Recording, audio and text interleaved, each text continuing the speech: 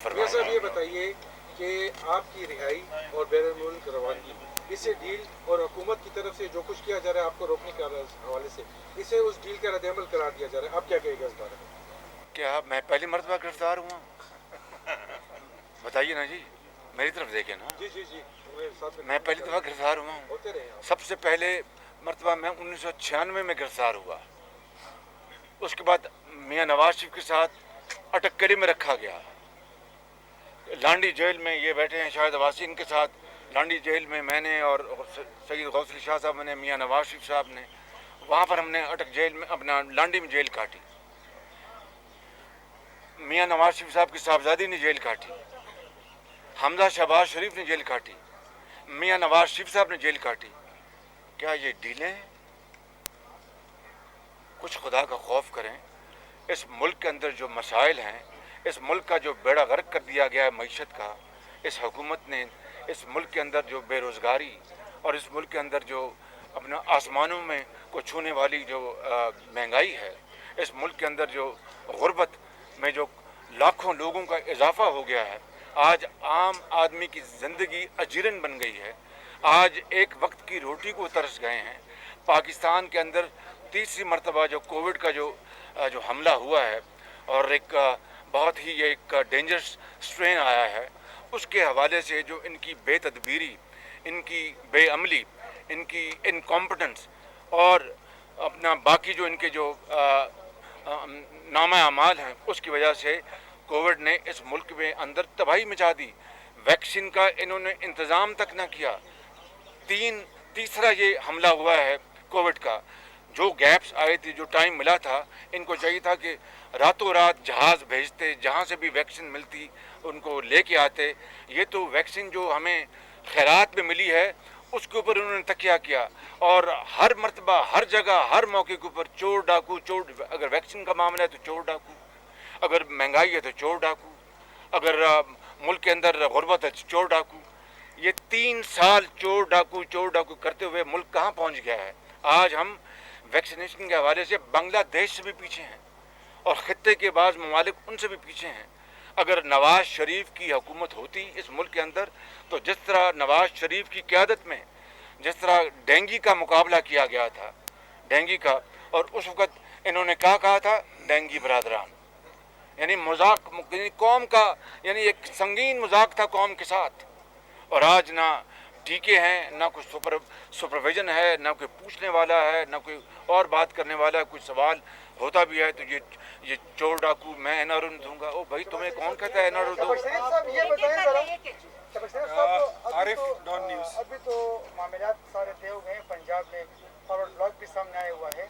जहांगीर तरीन ग्रुप ने आप लोगों के साथ कोई राबिता वगैरह किया हुआ है हुकूमत बनाने के लिए? डेरा मेहरबानी जी, कोई अपना वहाँ पे जो है हमारा पार्टी का अभी इस बारे में कोई अपना स्टैंड नहीं है। पार्टी में मुशावरत होगी, हमें क्या करना है। ये जो जहांगीर तरीन साहब का अपना ग्रुप है या पीटीआई जाने वो जाने, ये उनका अपना अंदरूनी मामला है, हमारा इसमें कोई अमल दखल नहीं है।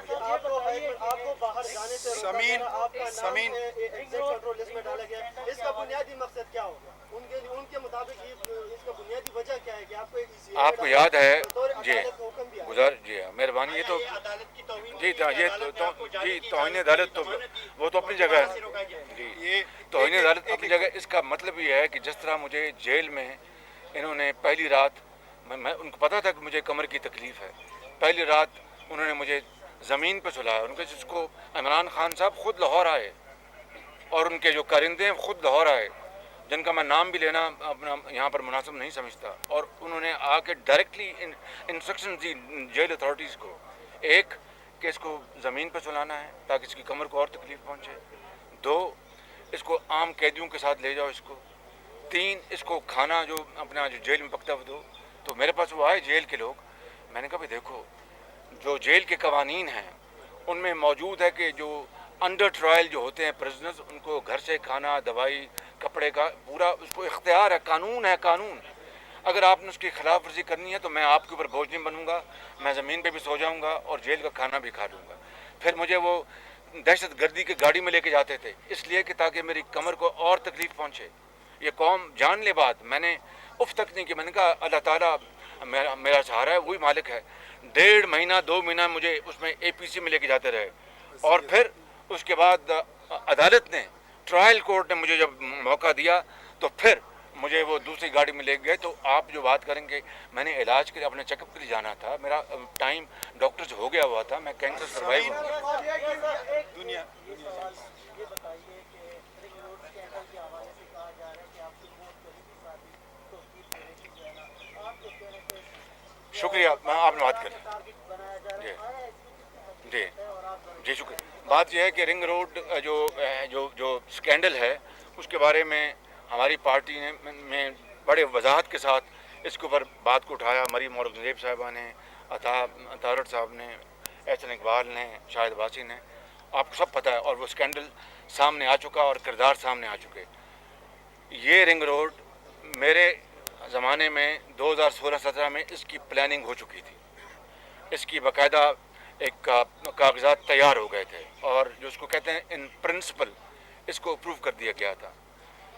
डॉक्टर तौकीर जो हैं मेरे सेक्रेटरी रहे सारा साल। मैं आपके सामने अल्लाह ताला को गवाह बनाकर कहता हूँ कि मैंने उस शख्स को इंतहाई ईमानदार पाया, इंतहाई अपना स्टूडियस पाया, ज़िम्मेदार पाया और मेहनती पाया। और अगर कोई डॉक्टर तौकीर की बात होती तो उस वक्त आती ना, वो ज़मीन मेरे ज़माने में आनी चाहिए थी ना। फिर नंबर 1 बात। नंबर 2 बात यह है, भाई बात सुन लेंगे आप, मैंने नंबर 2 बात है कि ये जो एक्सटेंशन है इस मंसूबे में, वो please correct me if I am wrong, उस मंसूबे की एक्सटेंशन की प्राइम मिनिस्टर इमरान खान ने खुद इजाज़त दी उसकी। वो मिनट्स मौजूद हैं। जो ओरिजिनल जो था उसका रिंग रोड का जो था प्रोजेक्ट, उसमें ये एक्सटेंशन शामिल नहीं थी, ये इमरान खान साहब ने खुद दी है। और फिर टेलीविज़न वीडियो आप देखें जिसको वो डिफेंड करते नज़र आ रहे हैं कि यहाँ पर जो है जो ग्रीनरी वो ख़राब नहीं होगी, बिल्कुल ठीक रहेगा और इससे मिल जाएगा, ये कनेक्शन हो जाएगा। वो जो उनकी आदत है यू टर्न की, और फिर रातों रात यू टर्न लेते हैं। जब पॉइंट ये है कि ये इमरान खान साहब ने खुद इजाज़त दी, और फिर जब शोर मचा तो यू टर्न लेना शुरू कर दिया, और जो किरदार जो सामने आ गए। सवाल ये पैदा होता है कि किस मैं इनके स्कैंडल की बात करूं। चीनी पहले एक्सपोर्ट की गई, और अरबों रुपए चीनी के एक्सपोर्टर्स को सब्सिडी की शक्ल में, और रुपए और डॉलर की जो कदर है, जो उसकी जो रेट है उसका एक्सचेंज का, चूँकि रुपया गिर रहा था तेज़ी से, तो हर किलो चीनी एक्सपोर्ट करने से रुपयों में ज़्यादा मुनाफा हो रहा था। वो अरबों रुपए, पता नहीं आपने कैलकुलेट किया था, 40-50 अरब था, 40-50 अरब रुपए का, जिसको अंग्रेजी में कहते हैं विंड फॉल प्रॉफिट हुआ। फिर क्या हुआ?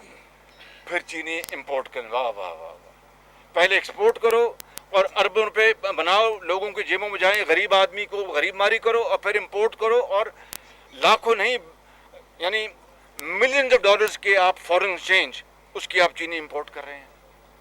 और फिर उसका देखिए कि 110 रुपए पे चीनी की कीमत पहुंच गई, लाइनें लगी हैं।